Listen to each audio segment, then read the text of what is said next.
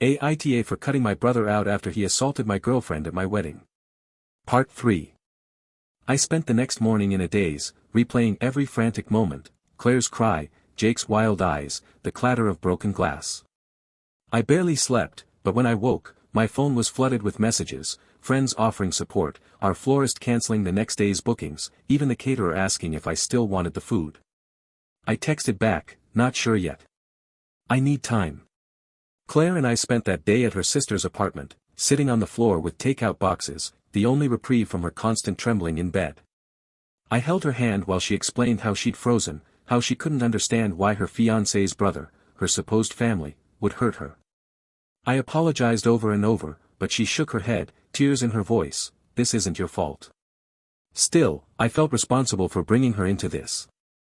Meanwhile, my parents called separately. Dad's voice cracked as he tried to apologize, I don't know what came over him. Mom wept through her words, begging me to forgive Jake. Each call ended the same, as soon as I said, "I need space," they would collapse into apologies again. Their guilt was palpable, but my grief wasn't for them, it was for the brother I thought I knew. 2 days later, I received a text from Jake. It was short and desperate, "Can we talk? I'm so sorry."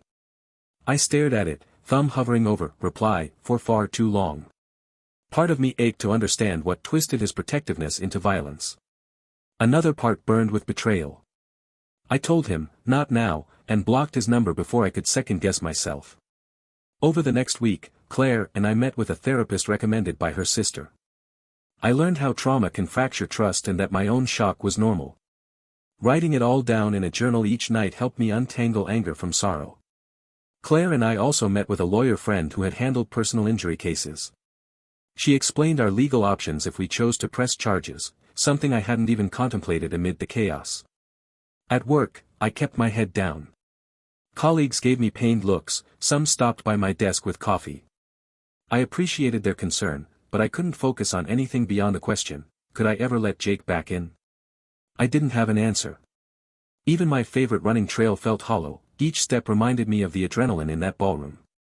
By the end of the week, Claire and I sat on our apartment balcony, the city lights twinkling below. We held hands and made a pact, our marriage would come first. Whether Jake remained family or became the brother who wasn't welcome, we would protect our own. I stared at the skyline, bracing myself for the conversation I knew I'd have to have with my parents next, and the choice I'd have to make about Jake's place in our lives.